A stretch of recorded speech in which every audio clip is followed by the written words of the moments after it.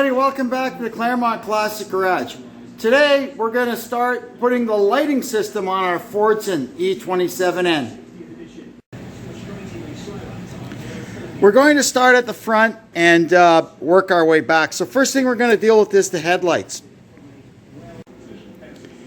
If you recall, this is the original headlights from the thing. So you've got a lens with kind of a frosted brow on the top there, and then in the reflector you've got your high and low beam headlight bulb and a parking light bulb up there. So there's no way I could find another one of these lenses anywhere. Man, I moved heaven and earth trying to find them. It's just not happening for now. I will not stop looking, and eventually one day I hope this thing will have the right headlights in it. But what we did for now is we used a normal car 7-inch headlight as a model, even though my ultimate plan was not to use seal beams but to use H4 conversion lights, because they have a glass lens and usually a metal or plastic back that I can manipulate to get the parking light in. So I found these guys on eBay.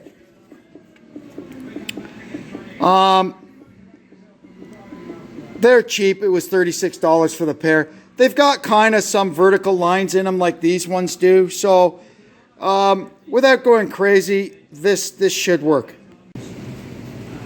And of course, the indexing tabs on these ones are all in different places. Oh, sometimes you just can't win. So first thing we're going to do is modify these lights so we can use them on our tractor. I need the parking light to be in the top half of it, and you can see on this one it's on the bottom. And I mean, I could just turn it upside down, I guess, but then it'll say top on the bottom, and that'll drive me insane. So we're just going to fix it up. All right, that's the first step done. We've got the reflector turned over. Now we have to make a new hole on this side for the parking light. Now this one here, it was just for a tiny little grommet because it just used a little peanut bulb. We're going with something a little larger so it's a little brighter. So we have to move the hole a little further away from center. We're going to put our hole here. There we go.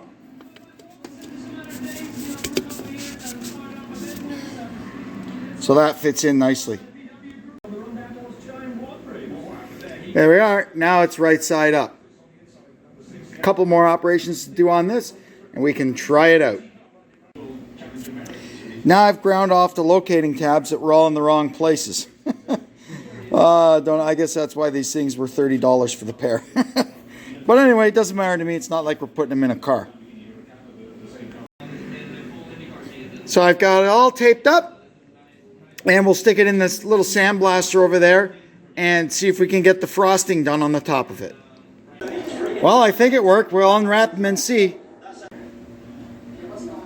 There's our headlights all back together, ready to install. Not exactly the same as original, but unless there's two of them parked beside each other, I can pass it off. Because the lights don't have the locating tabs anymore, because they were in the wrong place, they kind of float around in the rings a little bit. So I just put this foam weather stripping around the outside of them. That'll keep them centered in the rings. And they floated back and forth just a tiny bit. So I just put 3 pads of the foam weather strip on the back of them to keep them crunched in against the headlight ring. That should do it. Now we can go put them in. Okay, all the connections are made. Now I can get them installed and see if they work. Well, it's hard to tell from this angle. I mean, they're not exactly. These are more flat, and the original ones were more, they called them a bulbous lens. They had kind of a real arc to them. But, well, this is what we've got, so let's see if they work. We're going to turn the battery on, make sure there's no smoke, and we'll turn them on. So this here is our light switch. One click back should put the parking lights on, and it looks like they're on. Oh, isn't that cool? Nice amber glow through the top frosted part of the lens. Beautiful. So that turns them off. Now the first click is the high beams. And there we've got high beam headlights on.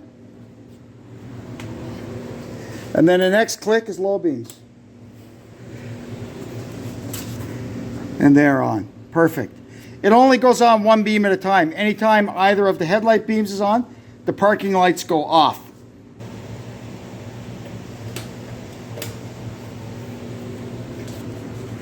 And our cheap garbage H4 bulb burned out already.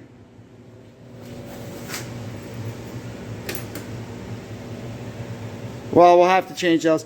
I kind of think that these halogen bulbs are going to be pretty hard on the charging system. This thing doesn't put out the kind of juice that I probably need to run these. So the plan was, if they worked, I was going to put LED bulbs in them. So they work. So we'll order some LED bulbs, some LED H4s, and get them in there. You can see here we've got the original style little straps holding the wires to the headlight arms. Now we're going to start working on the rear lighting. So far all we've got coming back here is a wire. So on the back of this thing, we need some kind of flashing, like a flasher, an emergency flasher, orange in color, that faces front and back. We need a single tail light. I want to put a plow light on it, and I would like to put a trailer plug on it, or an auxiliary lighting plug, they would call it.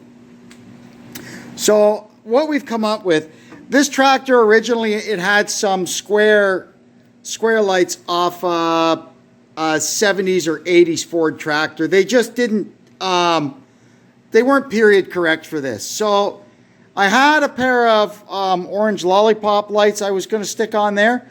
But number one, they got plastic bases. They break easily. And number two, I just didn't like the look of them. It's not very, very British. So what we came up with is a pair of Butler side lights. This is a Butler side light. They were pretty common on all the British tractors, excuse me, back in the day. My Fordson Dextas had them. Fordson Majors had them. New majors, super majors, power majors, those. The E27 didn't really have anything like this. So, and on those old tractors, they were just simply a marker light. They had a clear lens in front and a red lens in back. So it did the job of marker and tail light. Well, we're going to kind of change it up a bit, and we're going to use this as a flasher. So I got them with clear lenses on both ends, and we're going to put amber bulbs in them. And we're going to sit them on the fenders right about here. So they face front and rear with an amber bulb inside that will flash. The arc on this is a little more than the arc on the fender, but we'll see how it works. I think if I cut off that little tail bit on there, it'll make it fit a lot better. That's very British. That's exactly how I envisioned it. Now that we've got the pedestals on, I want to mount the tail light. So the best thing I could come up with was this simple trailer tail light. Tractors had tail lights like this for as long as I can remember. It's just a cheap plastic one, but it'll do. So now you can see the problem. This tail light needs to be plumb, and the back of the pedestal is tapered a little bit. So we have to come up with a plan to deal with that. There's the tail light mounted on. I kind of like that. Moving right along, I've got this light installed for keeps. The wire runs down the fender across to the other side, and all my connections will be made inside the base of this light. There wasn't enough room to put the flasher in there, so I did it the other way, and I put the flasher up front here to feed the circuit for these. I'm still not quite sure where I'm going to put the switch, but we're working on that. Usually on a tractor, the switch is right on the side of the light here, but you can also put it on the dash. I don't want anything out of place looking on the dash. I managed to get a switch in the side of this thing. It's a plastic one, so it won't rot out. Isn't this an interesting looking piece of kit? We got our trailer plug mounted on and the wire running back into this. We're going to use this base as our junction box. Now we got to go over to the tractor and make all of our connections. It's all buttoned up now. All the wiring is done. I have to put one screw in there on this little clamp, but that's okay. I'll do that after. Now we're going to see if it works. The battery's turned on and there's no smoke coming out of anything, so that's got to be good. First, let's try our plow lamp. Wow, look at that. There we go. Lights up the area behind here quite nicely. Perfect. Now we'll put on the lights and see how our tail light works.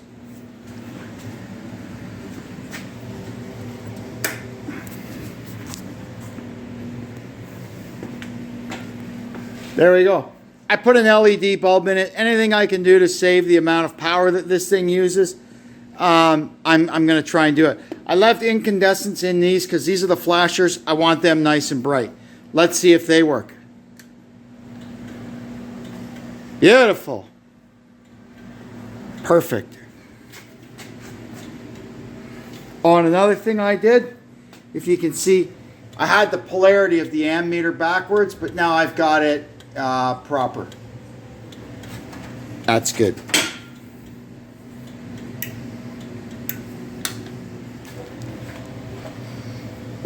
This is coming together nicely. So none of this is exactly accurately correct for this tractor, but I did the best that I could trying to represent a 1950s English tractor. Another thing I did was build a extension for the trailer plug here, because obviously the cord on a trailer isn't going to reach up to there. So I guess I should see if it actually works. Yeah, let me put the parking lights on.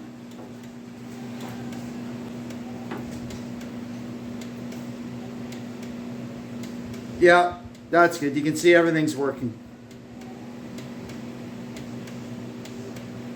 Perfect. We'll just keep this in the toolbox on the side.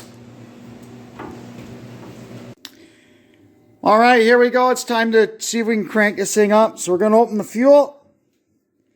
Here comes the fuel. Battery is already on.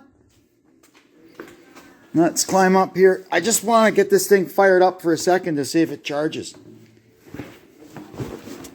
Okay. Clutch. This is really hard getting used to the clutch being on the wrong side. Okay, let me put the phone like this because it takes two hands. Let me close this down. All right. Ignition on. Throttle pulled out. Choke pulled. Oh, she tried there, eh?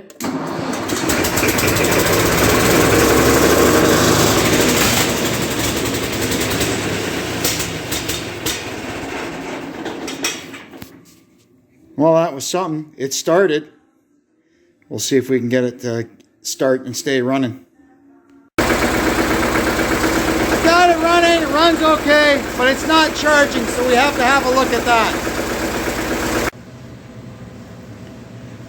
I temporarily installed a Fordson regulator, and everything seems to be working. Now, it was acting exactly the same as the proper regulator when I started it up, and I just touched, while it was running, I touched battery positive to the field terminal, and it started working, and it's been okay since. So I'm going to put the original regulator back in and try the same trick.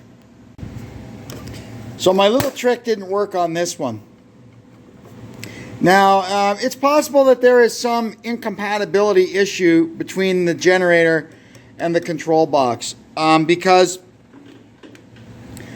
that generator, remember, is actually from a Fordson tractor, as is this control box.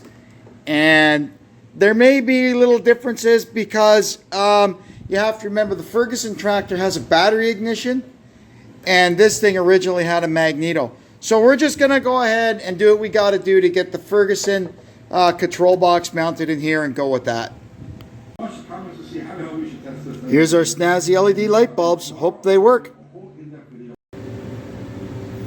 All right, well, you can see with the LED bulbs in there, they don't look any really different than they did before. Let's see how they work. Put the battery on.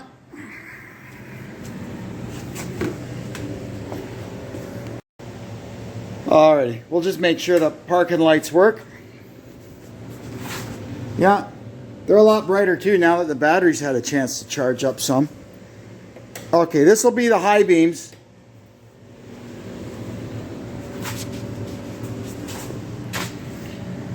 I mean, these things they were on Amazon. They were $14 for the pair. I don't think you'd want them in your Porsche if you were going 190 miles an hour down the Mulsanne straight at Lamont. But for putting around the yard on our old tractor, they're just fine. And they look great. And I bet you if we look at the amp meter, they're probably not drawing too much current either. Oh, look at that. Hardly anything. Maybe an amp. So that's it. We've got our whole lighting system installed, working. Now we know that the thing runs again and it's charging. We're all good. This should be the next to last video in this series. In the next video, we're gonna just go. I've got a whole list of little loose ends we gotta tie up. Just little paint touch-ups and little silly things. I noticed today that the curb idle is not where I'd like it to be. It's a little elevated, so we'll try and slow our curb idle down. And we got to get it outside to put it through its paces. Anyway, that'll be in the next one. That's it for this one. Hope you enjoyed it. Hope you'll come back. And until then, this is Kevin checking out from the Claremont Classic Garage. Thanks and so long.